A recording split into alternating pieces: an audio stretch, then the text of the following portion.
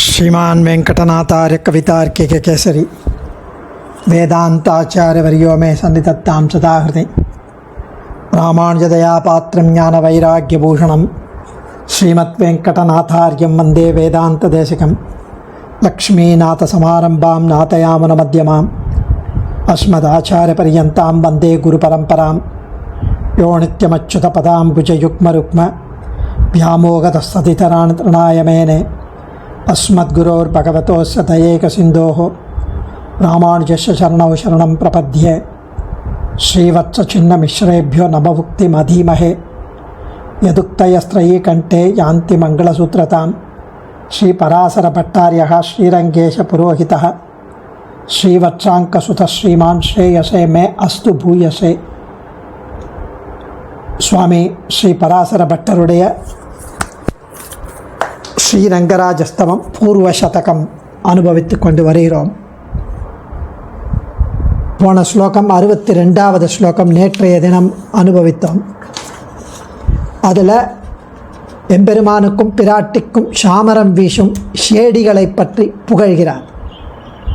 ஒரு கையால் சாமரம் வீசிண்டு இன்னொரு கையால் அஞ்சலி முத்ரா மாதிரி கை கூப்பும்போது அது ஒரு தாமரை மொட்டு மாதிரி இருந்தது அப்படின்னு அனுபவித்து அவர்களுக்கு நம்முடைய பிரணாமங்கள் அப்படின்னு அவரை ஆசிரயிக்க கடவேன். அந்த விமலை முதலான 9 எண்ணிக்கை உடைய சாமரம் வீசும் ஷேடிகளை ஆசிரயிக்க கடவேன்னு அனுபவித்தார் சுவாமி. இன்றைக்கி 63வது ஸ்லோகம். இந்த 63வது ஸ்லோகத்திலேருந்து 14 ஸ்லோகங்கள் உற்சவமூர்த்தியான நம்பெருமாளை ஸ்துதிக்கிறார். இதுவரைக்கும் சொன்ன 62 ஸ்லோகங்களும் ஸ்ரீரங்கராஜஸ்தவத்துக்கு அவதாரிக்கை, ஒரு ப்ரில்யூட், ஒரு இன்ட்ரோடக்ஷன். இனிமேல் தான் ஸ்ரீரங்கராஜஸ்தவமே ஆரம்பிக்க போகிறது. ரங்கராஜனை துதிப்பது. இப்போ 14 ஸ்லோகத்தில் நம்பெருமாளை துதிக்கிறார். இந்த 14 ஸ்லோகங்களில் பெரிய பெருமாளை ஸ்வரூப ரூப குண விபவங்களுடன் அனுபவிக்கிறார். உத்புல்ல பங்கஜ தடாகம் இவோபயானி ஸ்ரீரங்கராஜமிக தட்சிண சவ்யசீம்னோஹோ லக்ஷ்மீம் விஹார ரசிகாமிவ ராஜஹம்சீம் ಛಾಯಾಮಿವಾಭ್ಯುದಯಿನೀಂ ಅವನೀಂ ಚ ತಸ್ಯಾಹ ಉತ್ಪುಲ್ಲ ಪಂಕಜ ತಟಾಕಂ ಇವೋಪಯಾನಿ ಶ್ರೀರಂಗರಾಜಂ ಇಹ ದಕ್ಷಿಣ ಸವ್ಯಸೀಮ್ನೋ ಲಕ್ಷ್ಮೀಂ ವಿಹಾರ ರಸಿಕಾಮಿವ ರಾಜಹಂಸೀಂ ಛಾಯಾಮಿವಾಭ್ಯುದಯಿನೀಂ ಅವನೀಂ ಚ ತಸ್ಯಾಹ. ஸ்ரீரங்கத்தில் கர்ப்ப கிரகத்தில் எழுந்தருளியிருக்கும் ஸ்ரீரங்கநாதனை ஒரு தாமரை தடாகமாக வர்ணிக்கிறார். தாமரை குளம், நிறைய தாமரை இருக்குது அந்த தாமரை குளத்தில். தாமரை மலர்கள். நேற்றைய தினம் ஸ்ரீ கிருஷ்ண கர்ணாமிரதத்திலையும் அந்த தாமரையைத்தான் அனுபவித்தோம். அவன் தாமரை காடு என்று அங்கு அனுபவித்தோம். இங்கு பெருமானது கண், கை, கால், வாய் முதலிய தாமரை மலர்கள் உள்ளன. பெருமாளுக்கு வலப்பக்கத்திலும் இடப்பக்கத்திலும் ஸ்ரீதேவி பூதேவி. தாமரை குளத்தில் வீற்றிருக்கும் அன்னப்பறவைகள் போன்ற ஸ்ரீதேவி பூதேவி. ஸ்ரீ மகாலட்சுமியும் அவளது நிழல் போன்ற பூமி பிராட்டியும் எழுந்தருளியுள்ளனர். அத்தகைய நம்பெருமாளை உபயநாச்சிமார்களையும் அடைய கடவேன் என்கிறார் சுவாமி. ஸ்ரீதேவி பூதேவி ரொம்ப ஆச்சரியமாக உபயநாச்சிமாருடன் நம்பெருமாள் சேவை சாதிக்கிறதை அனுபவிக்கிறார் சுவாமி. அவர்களை ஆசிரயிக்க கடவேன், அடைய கடவேன் என்கிறார். உத்புல்ல பங்கஜ தடாகம் இவோபயானி ஸ்ரீரங்கராஜமிக தட்சிண சவ்யசீம்னோஹோ லக்ஷ்மீம் விஹார ரசிகாமிவ ராஜஹம்சீம் ಛಾಯಾಮಿವಾಭ್ಯುದಯಿனீம் அவனீம் ச தஸ்யாஹ. இக இந்த ஸ்ரீரங்கராஜ கர்ப்ப கிரகத்தில் உட்புல்ல பங்கஜ தடாகமிவ, உட்புல்ல நன்கு மலர்ந்த, பங்கஜ தாமரை மலர்களுடன் கூடிய, தடாகம் இவ பொய்கையை போன்று குளத்தை போன்று சேவையாகும் ஸ்ரீரங்கராஜம் அழகிய மணவாளனை உபயானி நெருங்கி சேவிக்க கடவேன். அந்த உபயானி இவ உபயானி நெருங்கி சேவிக்க கடவேன். தட்சிண இவரது வலப்புறத்திலும், சவ்ய இவரது இடப்புறத்திலும், சீம்னோகோ இருப்பிடங்களில், விகார திருவிளையாட்டில், ரசிகாம் ஈடுபாட்டை உள்ள, ராஜஹம்சீம் இவ அன்னவரசின் பேடையைப் போன்று, ஹம்சங்களைப் போன்று உள்ள லக்ஷ்மியும் பெரிய பிராட்டியையும், தஸ்யாக அந்த ஸ்ரீரங்கநாச்சியாருடைய, அபியுதயினி மேன்மேலும் வளர்த்தியை உடைய, சாயாமிவ அவளுடைய நிழல் போல உள்ள, அவனீம் ச பூமி பிராட்டியையும் அடையக்கடவேன் என்கிறார். ஹ்ரீஷ்சதே லக்ஷ்மீஷ்ச பத்னியௌ, பூதேவி லக்ஷ்மியுடன் இருப்பவன் புருஷன் அப்படின்னு புருஷ சுக்தத்திலே தெரிவிக்கிறது. ஸோ அவரது வலதுபுறம் பொன் அன்னம் போன்று பெரிய பிராட்டி, இடதுபுறம் அவரது நிழலை போன்று பூமி பிராட்டி. அப்படி உள்ள எம்பெருமானார் இவர்களுடன் கூடிய அரங்கநகர் அப்பன் எம்பெருமான் அவனை அடைவோமாக என்கிறார். உட்பொல்ல பங்கஜ தட்டாக்கம், தயரதன் பெற்ற மரகத மணித்தடம் என்று எல்லோருடைய தாபங்களை, ஆத்தியாத்மிகம், ஆதி பௌதிகம், ஆதி தெய்வீகம் என்ற தாபங்களை போக்கும் தடாகம், அதுவும் தாமரை தடாகம், தாமரை குளத்தை பார்த்தாலே நமக்கு ஒரு குளிர்ச்சி ஏற்படும். நம்முடைய வெப்பம், தாபம் எல்லாம் தணிந்து ஒரு காம்னஸ் வரும். அப்படி எல்லோருடைய தாபங்களையும் போக்கும் தடாகமாக எம்பெருமானை ஆழ்வாரும் அருளுகிறார். ஸ்ருதியும் சொல்கிறது, ஏஷ பிரம்ம பிரவிஷ்டோஸ்மி கிரீஷ்மே சீதமிவ ஹிருதம் சாப்மியாமி பரிநிர்வாமி என்று பிரமாணம். எல்லாம் இங்கே ஆழ்வாருடைய ஸ்ரீசுக்திகளும் இந்த ஸ்ருதியும் பட்டருக்கு திருவுள்ளம். சரி, தாமரை தடாகம்னா அதில் அன்னங்கள் இருக்குமே, அம்சங்கள் இருக்குமே, அதுனா அதுவும் இருக்கு. லக்ஷ்மீம் ராஜஹம்சீம் என்று காட்டி அருளுகிறார்.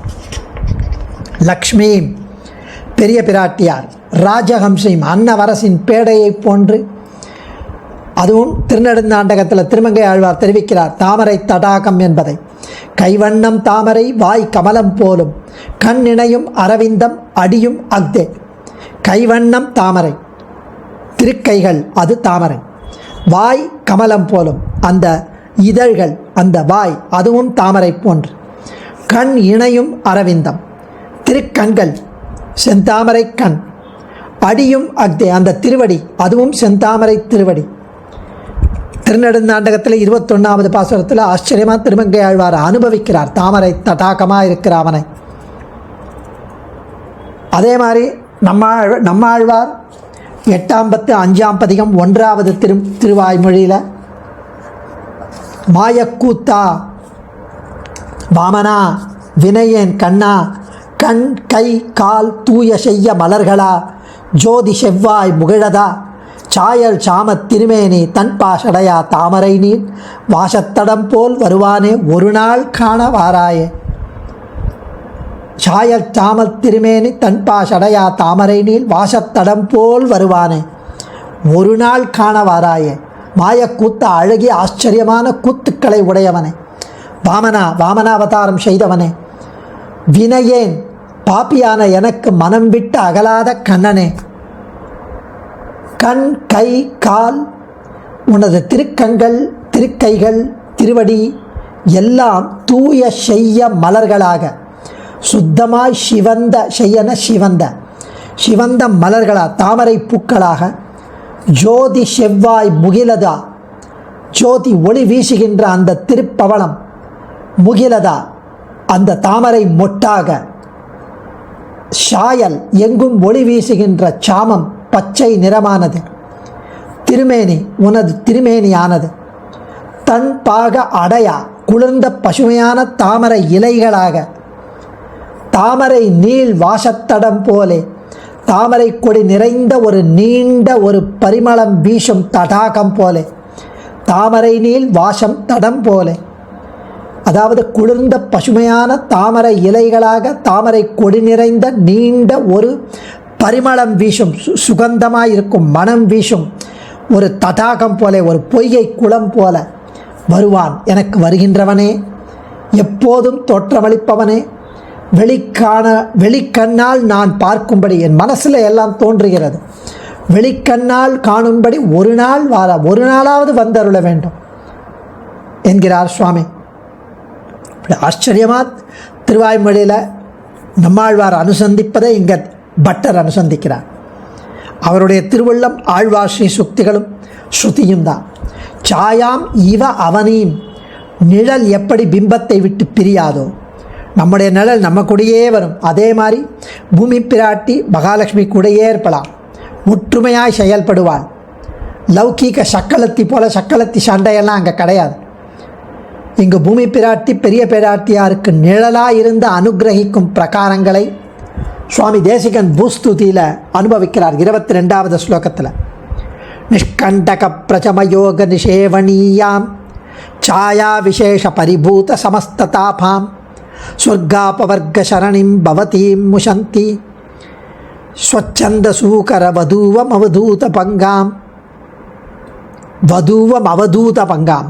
அதாவது பூமி பிராட்டியே, பெரியோர்கள் தன் சங்கல்பத்தாலே அவதரித்த வராகப் பெருமானுக்கு தேவியாய் உள்ள உன்னை சொர்க்கம் மோட்சம் இவற்றை அடைவிக்கும் வழியாக கொள்கின்றனர். உன்னை வழி ஷேற்றின் சம்பந்தம் இல்லாது இருக்க வேண்டும், ஷேரோடு இருக்கக்கூடாது வழி. நீ எந்த வகை குற்றமற்றவளுமாய் வழியில் முள் இல்லாமல் நடக்க எளிதாக இருக்கும். நீயும் ஒரு தடையும் இல்லாமல் அடக்கத்துடன் யோகம் புரிபவர்கள் வந்து அடைய ஏற்றவளாய் இருக்கிறாய். வழியில் நடுவில் மரத்து நிழல் கிடைத்தால் நடப்பதால் வந்த தாபமெல்லாம் தீரும். நீயும் நன்கு காப்பதால் சேத்தனர்களின் எல்லா துன்பங்களையும் துடைக்கிறாய். ஆக நீ நிழல் போல இருக்கிறாய். நிழல்னா அங்கே லக்ஷ்மிக்கு நிழல் போல, இங்கும் அந்த நிழல் போல இருப்பதால் வந்த தாபமெல்லாம் உன்னிடம் தீரும். நீயும் நன்கு காப்பதால் சேத்தனர்களின் எல்லா துன்பங்களையும் துடைக்கிறாய். நீ சொர்க்கம் முதலிய பலன்களையோ மோட்சத்தையோ பெற விரும்புபவர்களுக்கு நீ வழியாய் நின்று அவர்கள் அந்தந்த பலன்களை பெறுமாறு செய்கிறாய் என்று சுவாமி தேசிகன் அங்கு அனுபவித்தார். அது இதற்கு உரையிடுவதைப் போல அங்கு விளக்கி காட்டியுள்ளார்.